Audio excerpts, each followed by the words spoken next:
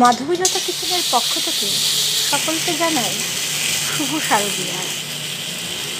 সকলে ভালো থাকবেন, সুস্থ থাকবেন। আজ মহা সপ্তমী। আজকে রেসিপি সম্পূর্ণ নিরামিষ। এতে রয়েছে ফ্রাইড রাইস, বেগুন ভাজা, শসা,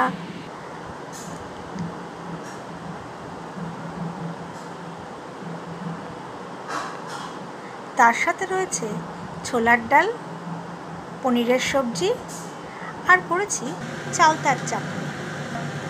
চালতার চাটনি এই সময় খেতে ভীষণ ভালো লাগে, আর চালতা খাওয়া ভীষণ ভালো।